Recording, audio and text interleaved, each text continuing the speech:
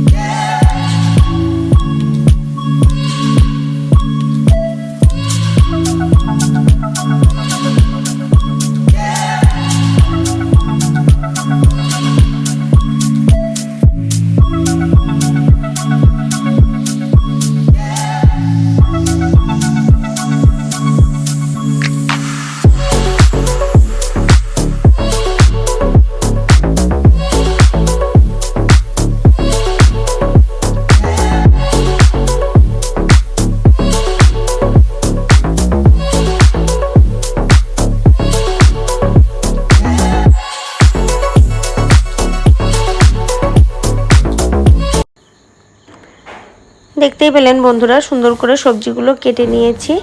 এবারে পাস্তাটা রান্নার পালা। তো পাস্তা রান্না করার জন্য চুলা জ্বালিয়ে দিয়েছি। চুলায় ফ্রাই প্যানটা বসিয়ে দিয়ে তাতে কিছুটা জল দিয়ে দিয়েছি এবং একটু ঢাকা দিয়ে দিয়েছি, যাতে তাড়াতাড়ি জলটা একটু ফুটে ওঠে। জলটা ফুটে উঠলে তার ভিতরে পাস্তাটা যাতে একটু তাড়াতাড়ি সিদ্ধ হয়, এই কারণে আর কি সামান্য একটু লবণ দিয়ে দিলাম। এই লবণটা দেওয়ার ফলে পাস্তাটা একটু দ্রুত সিদ্ধ হবে এবং জলটাও দ্রুত ফুটে উঠবে। তো দেখুন অলরেডি জলটা ফুটেও উঠেছে। জলটা একটু লবণটার সাথে নাড়িয়ে দিয়ে যতটুকু পাস্তা আমি রান্না করব পুরোটাই দিয়ে দিয়েছি। প্রথমে ভেবেছিলাম অল্প একটু রান্না করব, তো দেখলাম বাসাতে আমরা প্রায় 6-7 জন মানুষ, সেই জায়গা থেকে ভাবলাম যে আর একটু বেশি করেই রান্না করি। তো আমার যতটুকু লাগবে আমি পাস্তা ততটুকুই দিয়ে দিয়েছি। আর পাস্তাটা অলরেডি ফুটেও উঠেছে।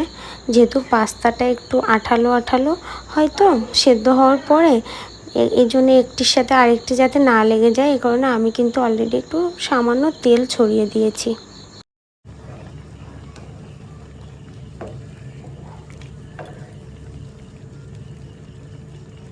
পাস্তাটা পুরোপুরি বয়েল হয়ে গিয়েছে। এবারে জল ঝরিয়ে ঠান্ডা জল দিয়ে একটু ধুয়ে নেব। এদিকে বন্ধুরা আমি পাস্তাটা অলরেডি ঠান্ডা জলের ভিতরে, মানে গরম জল ঝরিয়ে আর কি ঠান্ডা জলের ভিতরে একটু ধুয়ে নিয়েছি, আবারও জল ঝরানোর জন্য রেখে দিয়েছি। পাশাপাশি চুলায় আবারও ফ্রাই প্যান দিয়ে দিয়েছি এবং সামান্য তেল দিয়েছি। আমি একটু চেষ্টা করি সবসময়ের জন্য অল্প তেলে রান্না করার। তো আমি অল্প তেল দিয়ে দিয়েছি। এর ভিতরে একে একে প্রথমে আমি আলুগুলো ভেজে নেব। আলুগুলো ভাজা হয়ে গেলে তারপরে আমি পেঁয়াজটাও একটু ভেজে নেব তেলে, নিয়ে তার ভিতরে পাস্তাগুলোকে দিয়ে দেব। তো দেখতে থাকুন কিভাবে রান্নাটা আর কি করছি।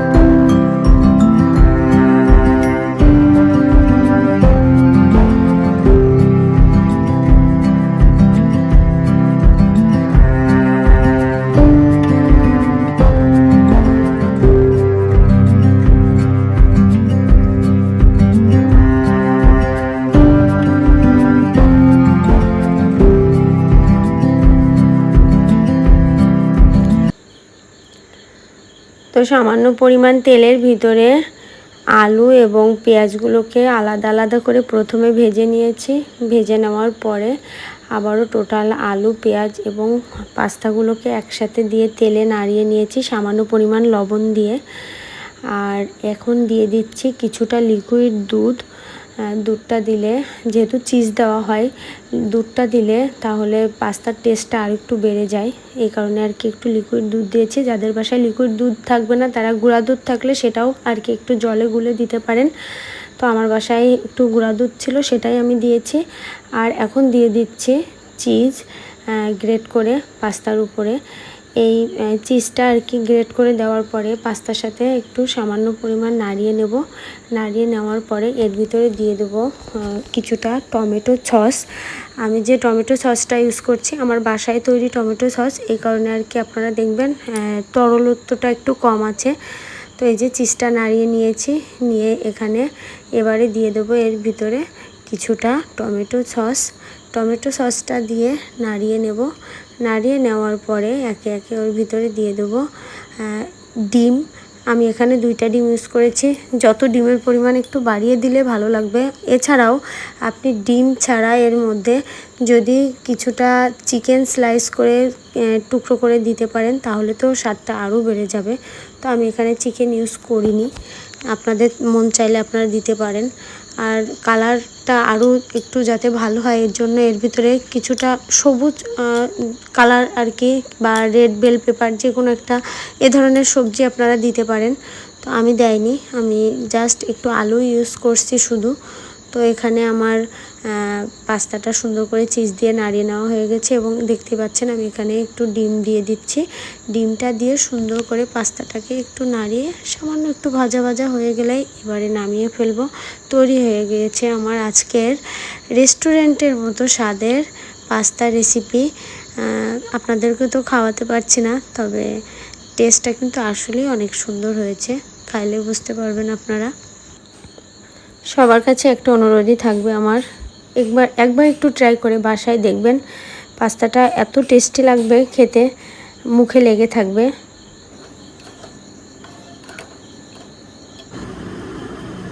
বন্ধুরা, পাস্তাটা রান্নার পরে জাস্ট ঠিক এমনটাই দেখতে হয়েছে। খাওয়াটা আজকে আর আপনাদের সাথে শেয়ার করবো। একটা বাটিতে আমাদের কিন্তু সস নেই, কারণ আমার বোন সস কতটুকু খাবে না খাবে সেটা ও নিজের পছন্দ মতো খাবে, আমি আর দিয়ে দেয়নি। ঠিক এমনভাবেই রান্নাটা শেষ নামিয়েছি। বলবেন কেমন হয়েছে। আশা করি এইভাবে রান্না করলে টেস্টটা রেস্টুরেন্টের মতনই লাগবে। আজকের মতো ভিডিওটা এখানেই শেষ করছি। সবাই ভালো থাকবেন, সুস্থ থাকবেন। Good night. আবারও দেখাবে নেক্সট কোনো ব্লগে। ততক্ষণ সবাই আমার জন্য আশীর্বাদ করবেন। সবাই সুস্থ থাকবেন।